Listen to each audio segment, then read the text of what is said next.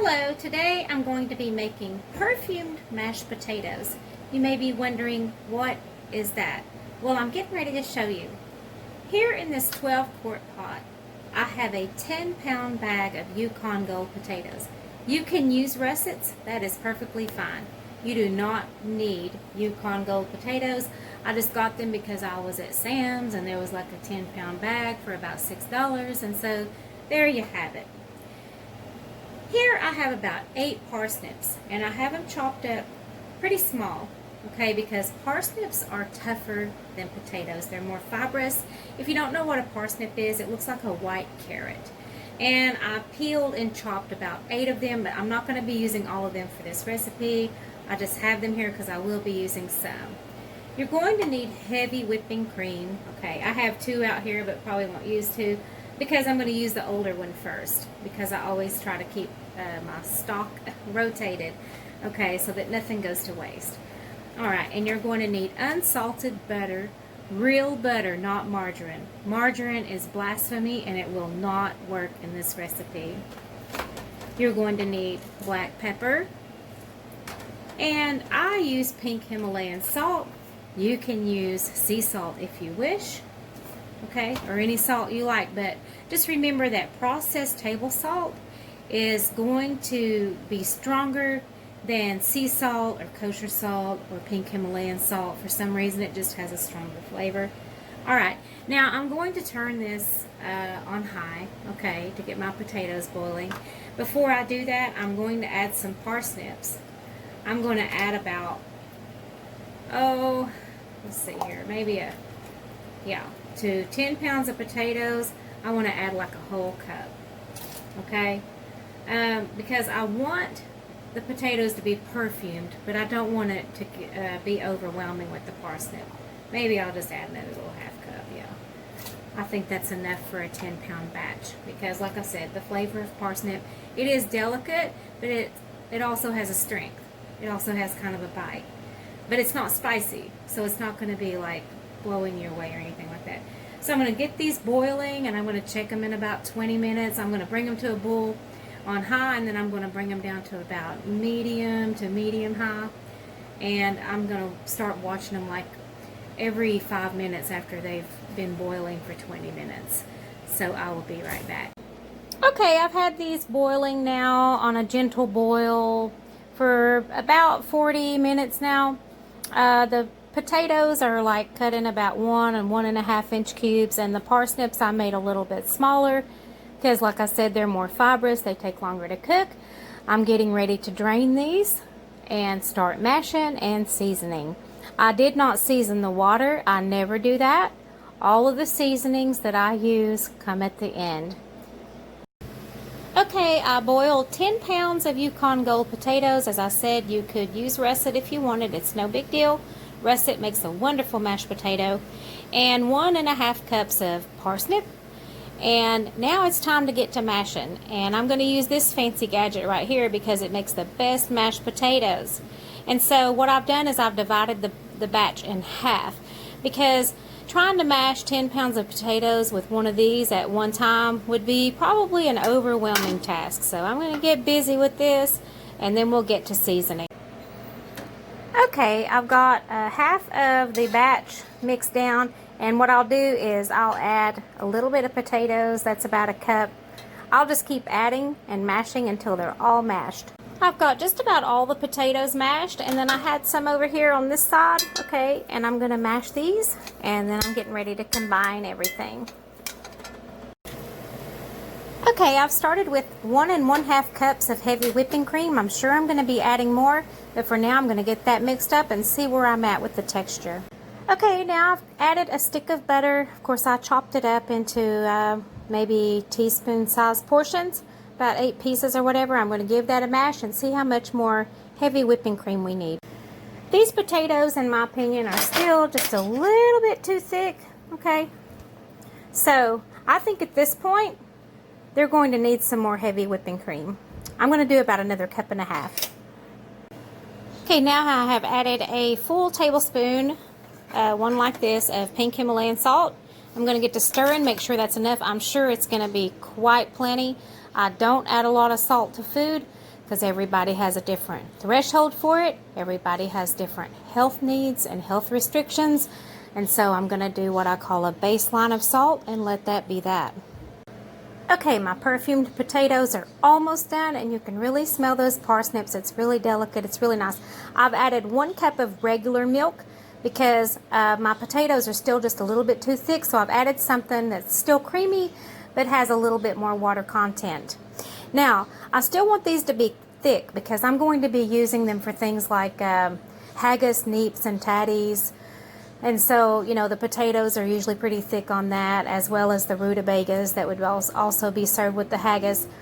And I'm going to be using this also for haggis pie, things like shepherd's pie, things like that. And so you don't want something really watery on top of that that's going to water down these savory meat pies. It just, you know, it'll ruin the crust. It won't taste very good. And so that's why I like to have a firmer potato. Also, I like the texture of the, what some people would call lumps.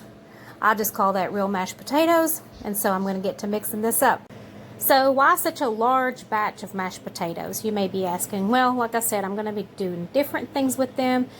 Tonight we're going to have them for a side dish for Gaelic steak. All right. And then I'm going to be freezing some for individual sides for later on. And I'm also going to be topping things like haggis pie and shepherd's pie and things like that, and also a beer, beef, and cheddar pie that I make that all incorporates mashed potatoes. So I want a firm mashed potato. I want something that's going to freeze well, because when these freeze, they're going to take on liquid, right? And so when they thaw out, they're going to be a little bit more liquid consistency. So that's another good reason to have a nice thick potato. And here's the consistency that we have right now. All right. Now, part of that is because of the heavy whipping cream. Because what happens when you stir heavy whipping cream? Things thicken. Okay. Now, it's your world. If you don't like potatoes that are this thick, you know, do it how you want. Just keep in mind things like, am I going to be freezing these? Okay. What am I going to be using these for? Are they going to go on top of some sort of savory meat pie? So would they need to be thicker in that case? So, sorry, I just couldn't wait to have a taste. There you have it. Perfumed mashed potatoes. So what all do we have here? We had a 10-pound bag of Yukon Gold. We had 1.5 cups of chopped parsnip. We had 3 cups of heavy whipping cream. 1 cup of regular whole milk, none of that skim stuff. 1 tablespoon, and that's one of these, okay, carefully measured and leveled off, of pink Himalayan salt, no black pepper. And 1 full stick of butter. Actually, you could add another stick of butter if you wanted to, because this is quite a bit of potatoes, but I'm going to stop it right there and move on to the next thing. Okay, so exactly how many portions or whatever does that recipe make? I have approximately 1 cup in each of these freezer bags, and I have them mashed flat, you know, all the air out and everything, and I have had to rinse them off because bagging these is quite messy. But anyway, we have 1, 2, 3, 4, 5, 6 1-cup servings, okay, which will be individual servings. Then the ones we're having tonight, this is about 1 cup in each of these bowls. Then here I have about a 5-cup serving. Okay, and that is because I'm going to be using this for probably a shepherd's pie or a haggis pie, maybe even some vegetable dumplings to go into some vegetable soup, like maybe some potato dumplings mixed with some peas or something like that, and put in the dumpling press and then add it to some vegetable soup. So this is 5, 6, 7, 8, 9, 10, 11, 12, 13 1-cup portions. And that is a pretty good batch, okay? And again, the ingredients, 10 pounds of potatoes. It can be Yukon Gold, or it can be russet or red potatoes, whatever you prefer, whatever blows your hair back. There's no hard and fast rules in cooking, not in my world. All right, and then there is 1.5 cups of chopped parsnip, 3 cups of heavy whipping cream, 1 full stick of butter, 1 cup of whole milk, just regular milk, and 1 tablespoon of pink Himalayan salt. And that's what's here. And so I'm going to get busy cooking the rest of dinner, which is going to be Gaelic steak and Gaelic steak sauce. It's going to be delightful. And I'm going to start putting things in the freezer, what isn't going to be used tonight. Alrighty then, I've taken 4 of those 1-cup servings and I've put them in a large freezer bag. And before I freeze something, I take a really cheap little dinky sandwich bag and I take a piece of paper and I write what is going to be in the bag. Here we have mashed potatoes, 1-cup servings. When they were made and when they expire, I'm going to put 4 months on these because they'll last anywhere from 3 to 6 months in the freezer. When they are not sealed with vacuum sealing, this is just conventional sealing for the freezer, just with the freezer bags. I've mashed out all the air I possibly could and so on, and so they should be okay for about 3 or 4 months. So I'm going to stick this inside this bag. There, you get in that. Yeah, it's being ornery, but anyway. And then I'll seal it up, stick it in the freezer after it comes to room temperature. You don't want to go putting things in the freezer that are still piping hot. That's really not good for the food or your freezer temperature. So now it's time to get on with the Gaelic steaks, and I have taken 4 of these steaks. Actually I had 2 packages. They each had, no, I had 3 packages. They each had 4, and I used some of them, I used 6 of them for a different recipe, which was beef Wellington. And then I took a couple of them just as they were, and I, put them in the freezer. And then these, I'm trimming all the icky stuff off of them, alright, because I'm making bite-sized pieces of filet mignon. And I'm cutting against the grain so they'll be more tender. And then I'm going to be explaining the rest of what I'm going to be doing. Okay, I'm going to be taking about half of this, and I'm just going to be freezing it as is, and then the other half I'm going to cook tonight. This stuff right here, I'm not throwing it away. It is going to go into the making of the sauce, okay? Now, why is your beef a little bit on the brown side? Well, it had a sell-by date, November 14th, and today's the 12th. It smells fine. It looks fine. It's going to be just fine because this is going to get cooked well done because we do our steaks well done here. We have our reasons. But when it comes to how done you want your steak, whatever blows your hair back, do what you got to do. So there I've separated it. You have 4 sections right here. These 2 are going to go in the freezer and going to cook these up. Okay, in this saucepan I have the beef trimmings, the fat, all that hard gristly stuff that I don't want in my bite-sized filet mignon pieces. And then over here, I have this on medium heat right now. I'm going to be slowly cooking this while the filet mignon cooks on the other side. I'm going to be adding a little oil and butter to that. This is going to be used for the making of the sauce. This is about a 1/4 cup of oil and 3 tablespoons of butter. When it gets real hot, I'm going to put my bite-sized pieces of filet mignon. The oil and butter is getting pretty hot. I see boiling going on there with the oil and butter. And so now it's time to add the steak, which is what I'm going to do right now. Okay, as I said earlier, I'm going to be cooking this meat to well done because that's how I like it. And that's how I have to have it for health reasons also. And I'm not going to be doing salt or pepper because I'm going to be making a delightful sauce that's going to get drizzled on top of this, as well as the mashed potatoes. And so we're going to let meat be meat. Alrighty then, I have this, the beef trimmings and all the fat and everything. I'm rendering that down for the sauce as I explained earlier. And I have those really thick mashed potatoes, about 2.5 cups here, because sometimes you lose some to the cooking process, alright? And so I'm going to add a little bit of milk, okay, to kind of thin them down a little bit so I can cook them here in this saucepan. Maybe 1/2 cup for right now, and then we'll see. All I'm going to do is warm them basically in this nonstick pan. And so let's see here. Gonna start cracking on that sauce. Gonna get that meat turned right there so I can get it well done. And might whip up a side salad. Feeling cute. Might make a salad. I don't know.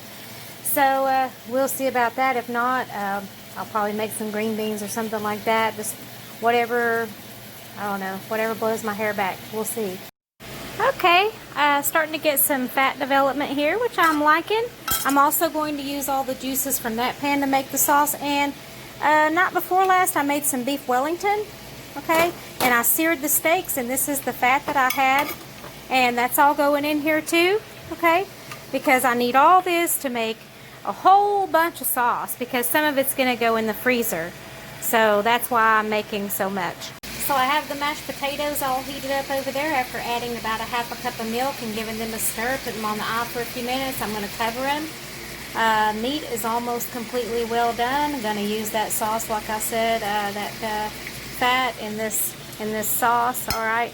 I had some fat from the other night that I've added to this as well, and I'm getting it all rendered down. I'm trying to get as much of it as I can, okay, because I'm going to make a delightful whiskey sauce for my Gaelic steak. And I'm going to be using Irish whiskey, okay, and it's going to be absolutely delightful. I'm also going to be chopping some mushrooms and onions also to go in the sauce, so here we go. Alrighty then, have my filet mignon over there. That's 2 servings. Still have my potatoes warm. And here I have poured all that mixture. Okay, I took what was in this pan, okay, and then I transferred it over here. Then I put me a strainer here and poured this pan, after it had everything in it, over into this strainer, so that now I have a pretty nice, fairly, I wouldn't say clear, but it, you know, there's not any little nasty bits in it or anything like that. And so it's going to make a nice, smooth pan sauce. I'm going to be adding just a little bit of butter to it, and maybe a couple tablespoons. And my goodness, my arteries are hardening just talking about this. And so anyway, got that going on. There's going to be heavy whipping cream and Irish whiskey coming right up. Alrighty. Remember, I had all that fat from the other pan. I put it over here, and now I've added half of a 1 pound box of mushrooms. Sam's has 1 pound boxes. Most stores usually have like half pound boxes, so a half a pound. All right, and I'm letting them cook down and soften. I'm cooking this on like medium because I'm trying to soften everything. I'm not really trying to brown this or anything. So the mushrooms and onions and the fat. We're going to have some butter added to this, and then of course the pièce de résistance, which is the Jameson Irish whiskey. There's probably going to be about 2 or 3 shots going in here, and that's where it's at right now. Okay, once these started softening down, I don't want to lose all this fat. I don't want it to burn off, okay, because I need it to make the pan sauce, okay, the cream sauce. So I'm going to cover it, going to remove it from the heat, going to transfer this to another pan because the recipe's about to get bigger. So here we go. I've transferred this to this, it's kind of like a pot that's cast iron with an enamel finish. There's the onions, there's the mushrooms, that's 1 small sweet onion, half a pound of sliced mushrooms, the fat from the pan, the fat from this pan also with those trimmings, and also the fat from what I had in the refrigerator, which was about a half a cup of beef fat.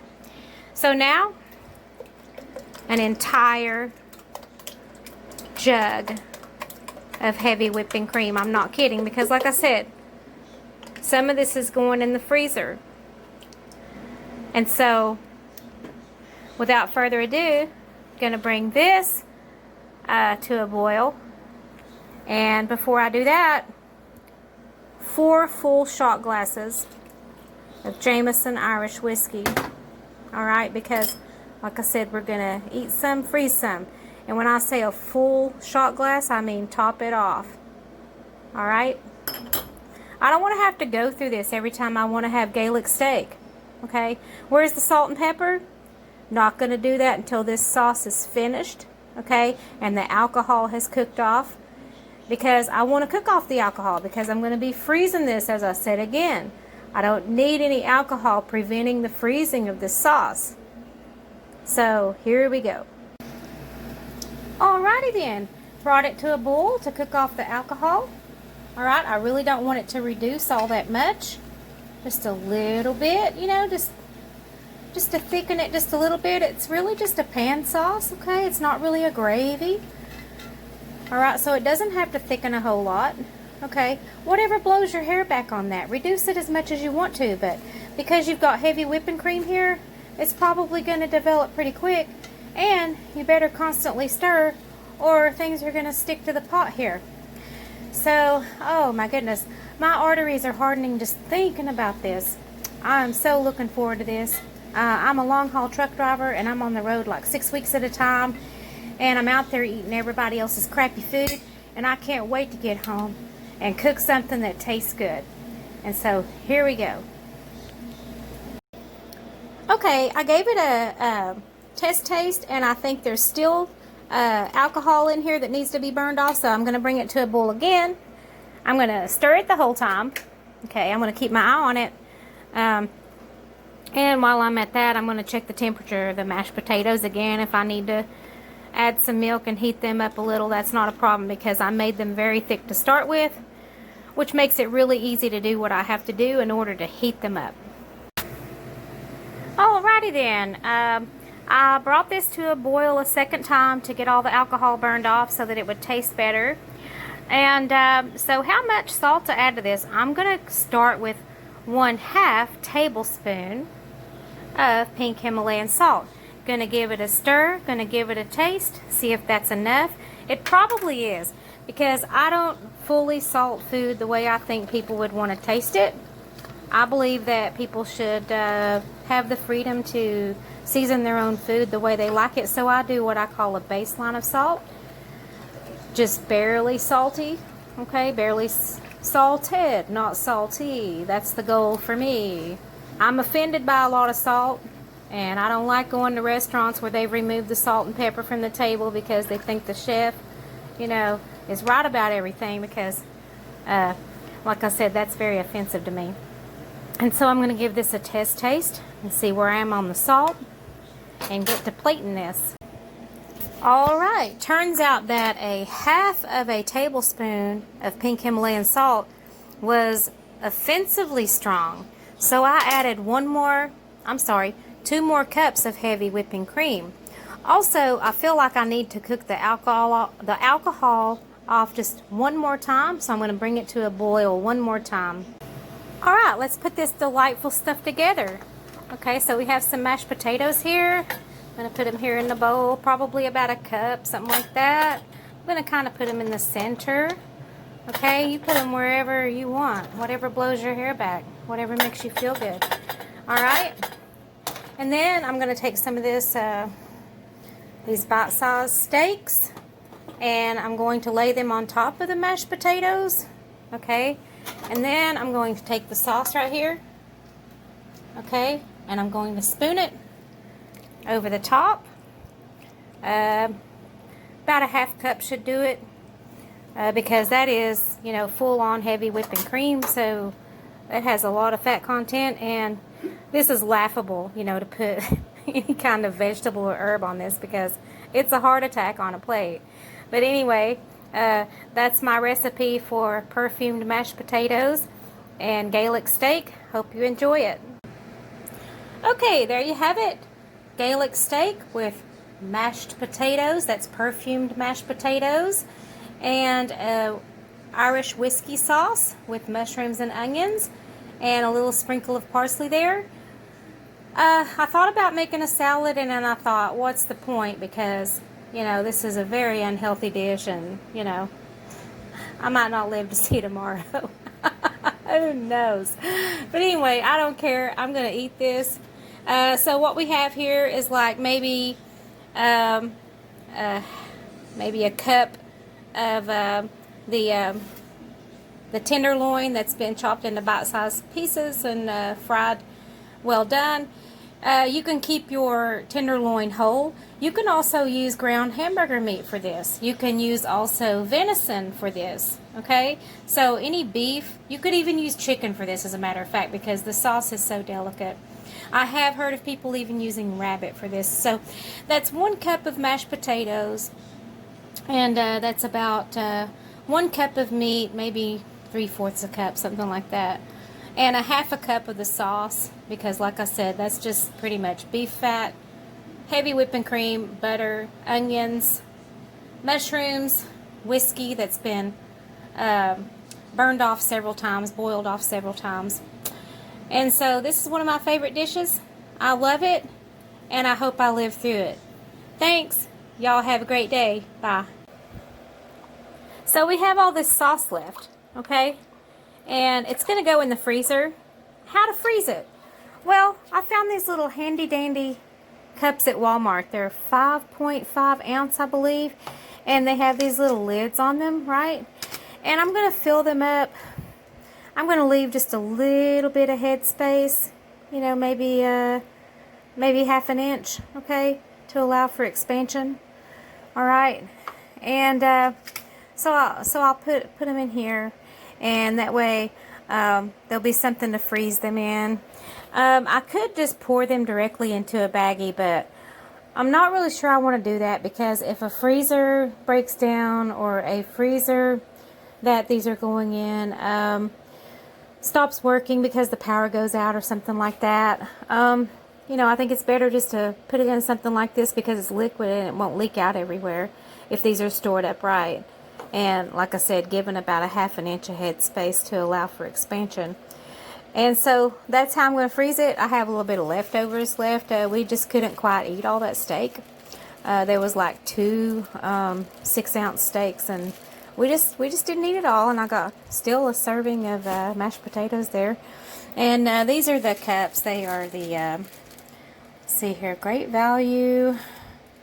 Looks like they're 5.5 ounce. Alright, looks like there's 25 in there, and 25 lids. So there you have it. Alrighty then, have all these individual servings in these little cups. Looks like I've got about 16, so made quite a bit of sauce. And going to let them cool all the way to room temperature, cool down real good, put lids on them, pop them in the freezer. When it comes time to heat them up, just pop them out of these cups because they'll be frozen, and put them like in a little tiny saucepan, something like that, maybe even the microwave, whatever blows your hair back. Thanks for watching.